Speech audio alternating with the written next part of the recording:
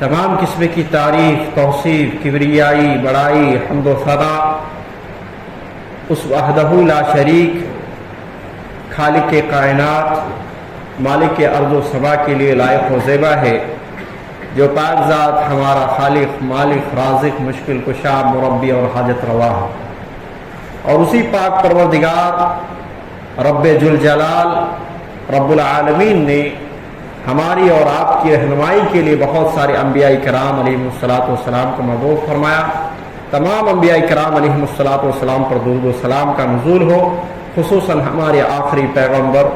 जनाब मुहम्मदुर रसूलुल्लाह सल्लल्लाहु अलैहि वसल्लम की ज़ात अक़दस पर अल्लाहुम्मा सल्लि अलैहि वसल्लिम व बारिक अलैहि। मोहतरम और मुअज़्ज़ज़ व मुकर्रम सामीन किराम, हाज़रीन जुमा, बुज़ुर्गों, नौजवान साथियों, आज मैंने आप हज़रात के सामने कुरान मुक़द्दस की एक आयत जो सूरह बकरा की है पढ़ी है, और इसी तरीके से सुनन तिरमिज़ी की एक रिवायत मैंने पेश की है। इंशाअल्लाहुल अज़ीज़ इन दो नुसूस को मद्देनज़र रखते हुए अपनी बात को अपने मुतय्यन वक्त में रखने की कोशिश करूँगा। अमीन किराम, सबसे पहले हम इस बात का जायज़ा लें, क्योंकि हम और आप जानते हैं कि रमज़ान के बिल्कुल आखिरी मरहले से हम गुज़र रहे हैं। चंद ही दिन रमज़ान के रोज़े ख़त्म होने को हैं और एक महीना करीब हमने क़याम और सियाम के साथ ज़िंदगी गुजारी है। अल्लाह रब्बुल आलमीन सबसे पहले तो ये कि हमारे क़याम और सियाम को कबूल फरमाए, शर्फ़ कबूलियत से नवाजे और उसका पूरा पूरा बदला हमारे इन टूटे फूटेों का अल्लाह रब्बुल आलमीन भरपूर तरीके से बदला दे। मोहतरम सामीन किराम, हमें इस मोड़ पर और इस वक्त पर इस बात का जायज़ा लेने की अशद ज़रूरत है कि जिस मकसद के तहत अल्लाह रब्बुल आलमीन ने इस रमज़ान के रोज़े को फ़र्ज़ किया, उस मकसद में हम और आप कहाँ तक कामयाब हो सके। मकसद क्या है? अल्लाह रब्बुल आलमीन ने सूरह बकरा की आयत नंबर 185 में फरमाया, या अय्युहल्लज़ीना आमनू कुतिबा अलैकुमुस्सियाम कमा कुतिबा अलल्लज़ीना मिन क़ब्लिकुम लअल्लकुम तत्तक़ून। कि ईमान वालो, तुम पर रोजे फर्ज कर दिया गया है जैसे कि तुमसे पहले लोगों पर भी फर्ज कर दिया गया था। मकसद ये है कि लअल्लकुम तत्तक़ून, ताकि तुम तक़वा शिआर बन जाओ, ताकि तुम मुत्तकी बन जाओ, ताकि तुम परहेजगार बन जाओ।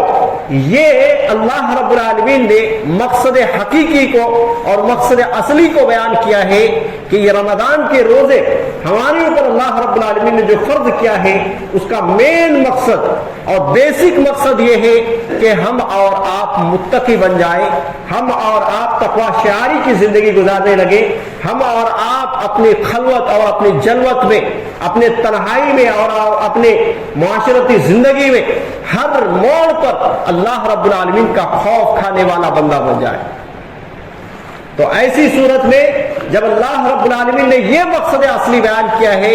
हमें अपने गरिबान में झांकने की जरूरत है, हमें अपने आप को देखने की जरूरत है, अपने आप को परखने की जरूरत है कि क्या उस मकसद को हमने पा लिया है जिस मकसद के तहत अल्लाह रब्बुल आलमीन ने इस रोज़े को फर्ज किया था। क्या हम या वाक़ईतन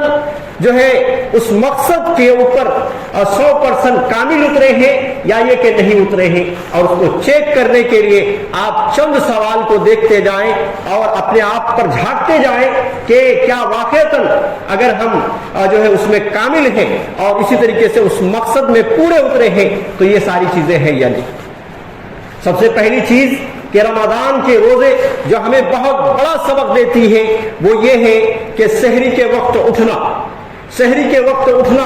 और सहरी का वो वक्त है जो इस्तिग़फ़ार का वक्त होता है, सहरी का वो वक्त है जो अल्लाह रब्बुल आलमीन की दुआ की कबूलियत का वक्त होता है, सहरी का वो वक्त है जो मग़फ़िरत का वक्त होता है कि आदमी जब अल्लाह रब्बुल आलमीन से गिड़गिड़ाए, अल्लाह रब्बुल आलमीन के यहाँ हाथ फैलाए तो ऐसी सूरत में अल्लाह रब्बुल आलमीन उस वक्त उसके हाथ को खाली नहीं लौटाता, उसकी जो है दुआओं को यूं ही बर्बाद और ज़ाय नहीं करता, बल्कि अल्लाह रब्बुल आलमीन العالمین اس وقت جو ہے آسمان دنیا میں آ کر کے یہ پکار رہا ہوتا ہے کہ کون ہے جو میرے گنہگار بندوں میں سے جو مجھ سے دعا کرے میں اس کی دعا کو قبول کروں، کون ہے جو مجھ سے مغفرت چاہے اور میں اس کی مغفرت کروں، کون ہے جو مجھ سے توبہ کرے اور میں اس کو توبہ کو قبول کروں۔ صحیح بخاری کی روایت کا میں نے خلاصہ پیش کیا ہے، لہذا یہی وہ وقت ہے جہاں پر اللہ رب العالمین ہمیں ایک بہترین موقع دیا ہے اور ہم 1 مہینے کی ٹریننگ لے رہے ہیں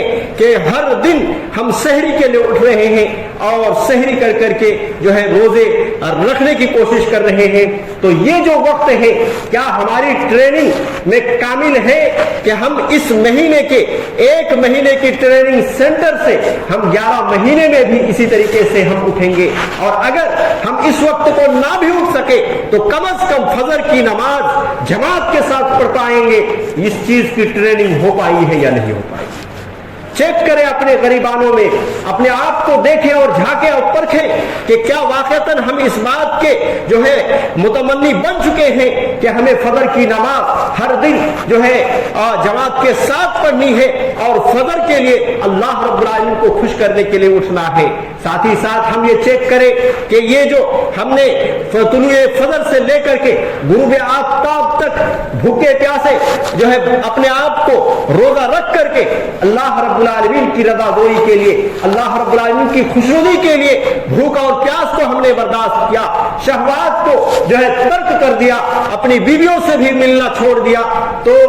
یہ جو ٹریننگ کیا سبق دیتی ہے؟ سبق یہ دیتی ہے کہ لوگوں اللہ رب العالمین کے حکم پر چلو۔ اگر اللہ رب العالمین تمہیں حکم دے کہ تمہیں بھوکا رہنا ہے تو تم اللہ رب العالمین کے حکم کی تعمیل کرتے ہوئے تم بھوک میں بھی رہ سکتے ہو، اللہ رب العالمین کے حکم کی تعمیل میں تم پیاسے بھی رہ سکتے ہو، اللہ رب العالمین کے حکم کی تعمیل میں جائز امور کو بھی چھوڑ سکتے ہو، کسی بھی حد تک جا سکتے ہو۔ یہ ہماری زندگی میں دیکھیں اور پرکھیں، کیونکہ اسلام صرف رمضان کے روزے کا نام نہیں ہے، اسلام پوری زندگی کا نام ہے، آپ کے اٹھنے بیٹھنے سے لے کر کے آپ کے سونے اور جاگنے تک، اور اسی طریقے سے تمام عبادات، تمام معاملات، تمام معاشیات، تمام تجارتی جو ہے طریقے، اور اس طریقے سے آپ کی گھریلو زندگی، آپ کے دوست و احباب میں اٹھنا بیٹھنا، آپ کے معاشرے میں رہنا، یہ ساری چیزوں پر اسلام جو ہے فالو کرنی ہے کہ اگر اللہ رب العالمین ہمیں کسی بھی بات کا حکم دیتا ہے تو ایسی صورت میں ہم اس وقت اپنے خواہش نفس کو نہ دیکھیں کہ ہمارا دل کیا چاہتا ہے۔ اللہ رب العالمین کے لیے جو ہے ہمیں بھوک اور پیاس 1-1 گھنٹہ نہیں، 2-2 گھنٹہ نہیں، بلکہ پورے 12-12 گھنٹے، 11-11 گھنٹے، 13-13 گھنٹے جو ہے اگر ہم اللہ رب العالمین کے لیے بھوک اور پیاس کو برداشت کرتے ہیں تو ایسی صورت میں یہ سبق دے رہی ہے کہ لوگوں اللہ رب العالمین کے حکم کے آگے سارے تسلیم خم کر لو، کوئی بھی سچویشن آ جائے اللہ رب العالمین کی نافرمانی نہیں کرنی، یہ سبق دے رہا ہے۔ لہذا ہم اپنے آپ کو چیک کریں کہ کیا ہم اس لائق بن چکے ہیں کہ اللہ رب العالمین نے جن امور کو حرام قرار دیا ہے، جن امور کو ناجائز قرار دیا ہے، رمضان کے مہینے میں اللہ رب العالمین کے حکم کی تعمیل میں جائز امور کو بھی ہم نے چھوڑا اور ہم نے دکھا دیا کہ ہم اللہ رب العالمین کے بندے ہیں، ہم نے دکھا دیا یہ اور ثابت کر دیا کہ ہم غیر کے بندے نہیں ہیں، ہم نفس کے بندے نہیں ہیں، ہم شیطان کے بندے نہیں ہیں، ہم طاغوت کے بندے نہیں ہیں، بلکہ ہم عباد الرحمن ہیں جو اللہ رب العالمین کی رضا گوئی کے لیے کچھ بھی کر سکتے ہیں۔ تو کیا ہم یہی جذبہ، یہی شوق اور یہی جو ہے ذوق ہم دیگر 11 مہینوں میں بھی دکھا رہے ہیں کیا؟ اور اس بات کے متحمل ہو چکے ہیں کیا ہم اب جو بھی ہو جائے اللہ رب العالمین کی اطاعت میں اپنی زندگی گزار دیں؟ سامعین کرام، پچھلی زندگی میں جو بھی خرابیاں تھیں، جو بھی برائیاں تھیں، وہ ہم کو سے پشت میں ڈالنے کے لیے تیار ہیں یا نہیں؟ اگر ہم میں کوئی برائی تھی، ہم میں کوئی غلط کام اور غلط رسومات تھے، ہم میں کوئی بد کرداری تھی، تو ایسی صورت میں ہم اس کو چھوڑنے کے لیے جو ہے पुरअज़्म जो है आपने अंदर अज़्म और हौसला रखते हैं या नहीं, इस चीज को भी चेक करें। अगर हम आप देखते हैं कि अल्लाह रब्बुल आलमीन की रज़ादोई के लिए कुछ भी कर सकते हैं, अल्लाह रब्बुल आलमीन के बंदे होकर के सिर्फ 1 महीना नहीं बल्कि 11 महीने तक हम जिंदगी गुजार सकते हैं, तो खुशखबरी है आपके लिए, खुशखबरी है आपके लिए कि आपने वाक़अतन इस रमज़ान मुबारक के महीने की जो असली मकसद है उस मकसद हकीको को आप पहुंच चुके हैं और मकसद हकीकी को आपने पा लिए। सामीन किराम, यही तो मकसद है, यही तो मकसद है, लअल्लकुम तत्तकून, ताकि तुम तकवा शिआर बन जाओ, अल्लाह रब्बुल आलमीन का खौफ खाने वाला बन जाओ, कि तुम्हारे हाथ कभी भी गलत कामों की तरफ उठे उससे पहले तुम बार बार सोचो कि ये अल्लाह रब्बुल आलमीन ने हमें मना किया हुआ है। तुम्हारा कदम एक कदम गलत काम की तरफ उठे उससे पहले तुम अल्लाह रब्बुल आलमीन का खौफ तुम्हारे दिलों में आ जाए कि अल्लाह रब्बुल आलमीन ने इस चीज से हमें रोका है, हम इस तरह से अल्लाह रब्बुल आलमीन की नाफरमानी कैसे कर सकते हैं। लिहाजा ये तमाम जो है मोटी तौर पर और तमाम बातों का खुलासा ये है कि हम जो है अल्लाह रब्बुल आलमीन के बंदे बन पाए हैं या ये कि नहीं बन पाए हैं, और रमजान का जो असली मकसद है उस मकसद में पूरे उतर पाए हैं या ये कि नहीं पाए हैं। अपने अपने गरीबानों में झांके और अब भी अगर कोई कमजोरी है तो ऐसी सूरत में कमजोरी को दूर करें और अभी से जो है अब आज़्म मुसम्मम कर ले कि अल्लाह रब्बुल आलमीन ने जो रमजान का मकसद बताया है उस मकसद पे हम पूरे उतरेंगे। सामीन किराम, यही तकवा है कि जिसके बारे में अल्लाह रब्बुल आलमीन ने कुरान मजीद के अंदर सूरह मरियम में जिक्र किया, तिलकल जन्नतुल्लती नूरिसु मिन इबादिना मन काना तक़िया, कि ये जन्नत जिसका हम वारिस बनाएंगे, हम उन लोगों को वारिस बनाएंगे कि जिनके दिलों में तकवा होगा। अल्लाहु अकबर, कितना बड़ा सौदा है ये, और ये घाटे का सौदा नहीं है कि हमारे दिलों में अगर तकवा आ गया, हमारे ज़हन व कुलूब में तकवा आ गया, हमारे अखलाक में तकवा आ गया, हमारे मामलात में तकवा आ गया, तो ऐसी सूरत में याद रखिए कि अल्लाह रब्बुल आलमीन जन्नत का वारिस बनाएगा। ये जन्नत का वारिस बनाना ये छोटी खुशखबरी नहीं है, बल्कि अच्छे अच्छे लोग जन्नत को पाने से कासिर होंगे। अच्छे अच्छे लोग, जैसे कि हदीस में बताया गया कि 1000 में 999 लोग जहन्नम में जाएंगे और एक आदमी 1000 में से जन्नत में जाएगा। और अगर अल्लाह रब्बुल आलमीन हमें वारिस बना दे जन्नत का, उस जन्नत का जिसकी कीमत कोई अंदाजा नहीं लगा सकता। नबी सल्लल्लाहु अलैहि वसल्लम कहते हैं कि अल्लाह रब्बुल आलमीन कहता है, आअतु ली इबादी अस्सालिहीन, मैंने नेक बंदों के लिए ऐसी ऐसी जन्नत में चीजें तैयार की है, ऐसी ऐसी नेमतें रखी है कि माला आइन रात, जिसको किसी आंख ने देखा नहीं, वला उज़ुन समिअत, किसी कान ने सुना नहीं, वला खतर अला कल्बे बशर, और ना ही किसी के कल्ब में, किसी के दिल में उसका ख्याल गुजरा है। याद रखिए कि आप अपने ज़हन व तसव्वुर में एक खूबसूरत जगह को लाइए, बेहतरीन जगह को लाइए, और उसमें जितनी चीजें अपनी मर्जी के जोड़ ले तसव्वुर की दुनिया में, अल्लाह रब्बुल आलमीन ये कहता है कि उससे भी बेहतरीन जन्नत, उससे भी खूबसूरत जन्नत, उससे भी नेमतों से भरी जन्नत अल्लाह रब्बुल आलमीन ने बनाया, जो आदमी के दिल में भी उसका ख्याल नहीं गुजर सकता।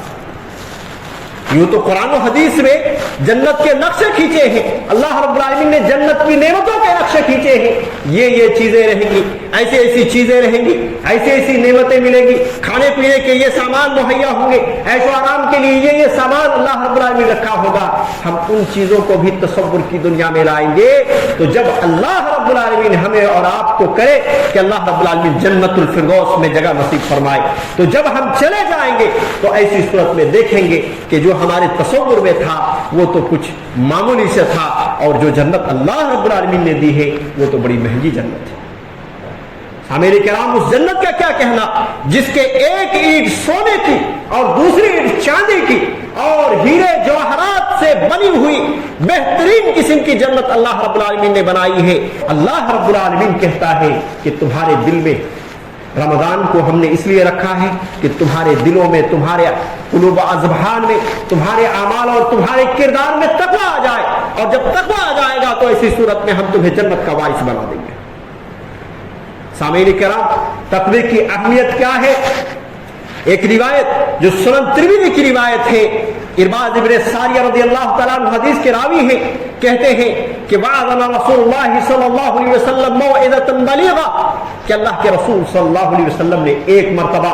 بہت ہی زبردست اور بہت ہی جو ہے حکمتوں سے بھری ہوئی بلیغ قسم کی آپ صلی اللہ علیہ وسلم نے ہم سب کو نصیحت کی۔ وعدنا رسول اللہ صلی اللہ علیہ وسلم موعظۃ بلیغہ، بہت ہی بلیغ قسم کے اللہ کے نبی صلی اللہ علیہ وسلم نے ہمیں نصیحت کی۔ ایسی نصیحت تھی کہ ذرفت منها العیون، صحابہ کرام رضوان اللہ علیہم اجمعین کی آنکھوں سے جو ہے آنسو جاری ہو گئے۔ وجلت منها القلوب، صحابہ کرام رضوان اللہ علیہم اجمعین کے دل دہل گئے۔ ایسی تقریر تھی، ایسی نصیحت تھی کہ اللہ کے نبی صلی اللہ علیہ وسلم تقریر کر رہے ہیں، صحابہ رو رہے ہیں، صحابہ کے دل دہل گئے ہیں۔ اور کسی صحابی نے کہا اللہ کے رسول کأنها موعظۃ مودع، گویا ایسا لگ رہا ہے کہ الوداعی جو ہے یہ نصیحت ہو کہ آپ رخصت ہو رہے ہو اور آخری وقت میں آپ یہ نصیحت کر رہے ہیں۔ اللہ کے رسول اوصینا، لہذا آپ مزید ہمیں وصیت کیجئے، یہ ان کے علاوہ بھی اور وصیت کیجئے۔ اللہ کے نبی صلی اللہ علیہ وسلم نے 3 اہم باتیں اس موقع پر کہی تھی۔ اللہ کے نبی صلی اللہ علیہ وسلم نے کہا تھا کہ اوصیکم بتقوی اللہ، میں اللہ رب العالمین کے تقوی کا تمہیں وصیت کرتا ہوں۔ یہی تقوی جو رمضان کے روزے رکھ کر کے پیدا ہوتی ہے، یہی تقوی جس کے بدولت اللہ رب العالمین جنت کا وارث بنا دے گا۔ اللہ کے رسول صلی اللہ علیہ وسلم نصیحت کرتے ہیں، جب نصیحت کرتے ہوئے مانگا گیا، مطالبہ کیا گیا اللہ کے رسول مزید وصیت کیجیے، اللہ کے نبی صلی اللہ علیہ وسلم نے سب سے پہلی چیز کہتے ہیں اوصیکم بتقوی اللہ، اللہ رب العالمین کے تقوی کا تمہیں نصیحت کرتا ہوں، اللہ رب العالمین کا ڈر کا تمہیں نصیحت کرتا ہوں کہ تم ہر موقع پر اللہ رب العالمین سے ڈرتے رہنا۔ اور یاد رکھیے کہ یہ ڈرنا وہ اس طرح ڈرنا نہیں ہے جس طریقے سے ہم درندوں سے ڈرتے ہیں، سانپ اور بچھو سے ڈرتے ہیں، بلکہ اللہ رب العالمین سے ڈرنا ایسا ہوتا ہے مومن بندوں کا کہ ایک مومن بندہ جو ہوتا ہے اللہ رب العالمین سے دنیا کی تمام رشتوں ناتوں سے سب سے زیادہ محبت اللہ رب العالمین سے کرتا ہے، اللہ رب العالمین سے کرتا ہے۔ محبت بھی ایسی، اور ڈر کس چیز کا؟ ڈر اس بات کا کہ جب بھی ہم جو ہے غلط کاموں کی طرف جائیں تو اللہ رب العالمین کا خوف ہمارے دلوں میں پیدا ہو کہ اللہ رب العالمین کو ہمیں جواب دینا ہے، اللہ رب العالمین ہمیں پوچھے گا اس بارے میں، ہم اس کو کیا جواب دیں گے۔ اس بات کا ڈر ہونا چاہیے، وگرنہ محبت پوری دنیا کے رشتوں ناتوں سے زیادہ، اپنے ماں باپ سے زیادہ، اپنے اولاد سے زیادہ، اپنے بھائی بہن سے زیادہ، اپنے دوست احباب سے زیادہ، تمام دنیا کے رشتہ داروں سے بھی زیادہ اللہ اس کے رسول کی محبت ہمارے دلوں میں ہونی چاہیے۔ اور ایک روایت کے اندر یہ بھی آیا، اللہ کے نبی صلی اللہ علیہ وسلم نے تقوی کے بارے میں سمجھایا کہ التقوی ہا ہونا، التقوی ہا ہونا ویشیر الی صدرہ، اللہ کے نبی صلی اللہ علیہ وسلم کہتے ہیں تقوی یہاں ہے، تقوی کی اصل جگہ یہاں ہے، اور اللہ کے نبی صلی اللہ علیہ وسلم انگلی سے اپنے سینے کی طرف اشارہ کر رہے تھے۔ اصل تقوی تو دل کے اندر ہوتی ہے، اور دل میں جب تقوی آ جاتا ہے انسان کا تو پھر اس کے اعمال میں بھی اس کے جو ہے روشنی دکھائی دیتے ہیں، اس کے مظہر دکھائی دیتے ہیں، اس کے اثرات دکھائی دیتے ہیں۔ تو اصل تقوی یہاں پہ ہونی چاہیے۔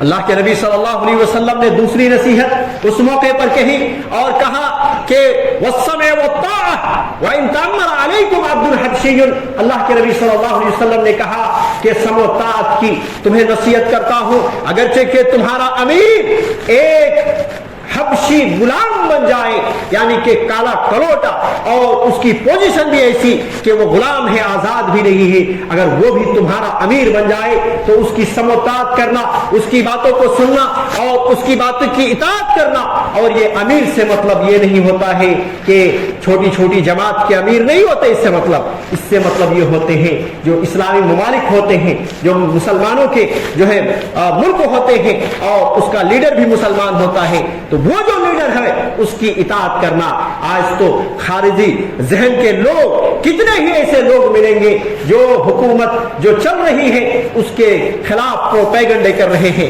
اس کے خلاف جو ہے اپنی زہر آلود جو ہے باتیں اور اپنے باتوں کے ذریعے سے معاشرے کو برباد کر رہے ہیں، معاشرے کو خراب کر رہے ہیں۔ یاد رکھیے کہ اس طرح کے تمام لوگ خارجیت ذہن کی رکھتے ہیں، لہذا اللہ کے نبی صلی اللہ علیہ وسلم کی یہ وصیت ہے کہ اگر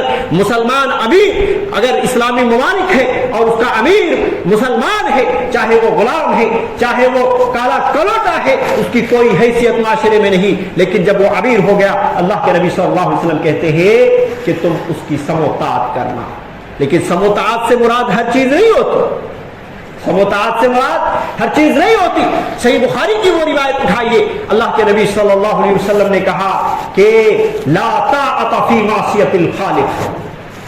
अल्लाह रब्बुल आलमीन की मासियत में, अल्लाह रब्बुल आलमीन की नाफरमानी में किसी की भी इताअत जायज नहीं है, चाहे वो माँ बाप हो, चाहे वो लीडर हो, चाहे वो अमीर हो, चाहे वो सरदार हो, चाहे कितना भी बड़ा पहुंचा हुआ हो। लेकिन अल्लाह तबारक व तआला की मासियत में, अल्लाह रब्बुल आलमीन की नाफरमानी में किसी की इताअत जायज नहीं है।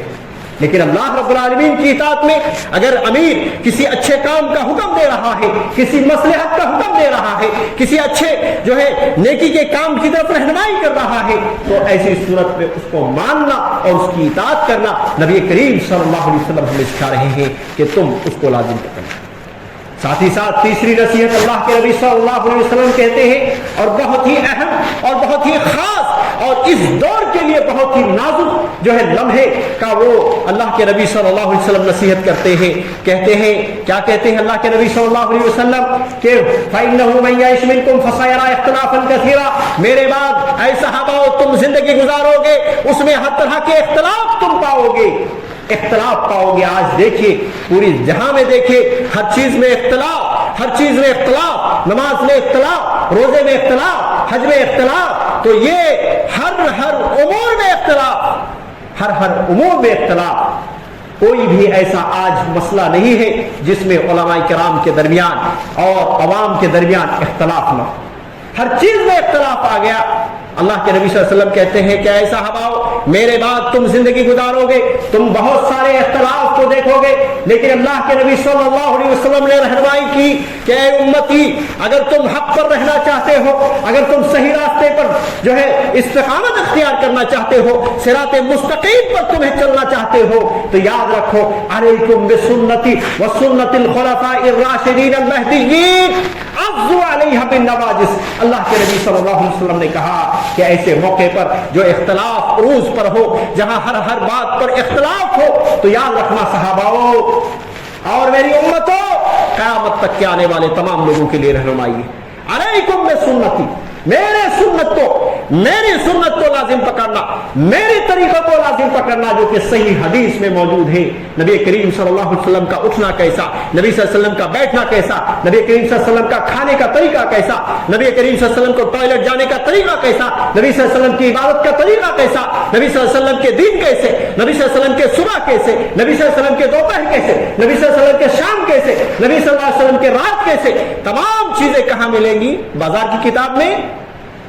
बाजार की किताब में नहीं मिलेगी, हदीस रसूल में मिलेगी, जो महफूज है। मुहद्दिसीन किराम ने बहुत ही इस हवाले से एहतमाम किया है, बड़ी कुर्बानियां दी है, एक एक हदीस को पाने के लिए महीनों के सफर किए हैं और हम तक जो है पहुंचाए हैं उन हदीसों को। उन हदीस में नबी करीम सल्लल्लाहु अलैहि वसल्लम की सुन्नत और नबी करीम सल्लल्लाहु अलैहि वसल्लम के तरीके मौजूद हैं। जब भी इख्तिलाफ हो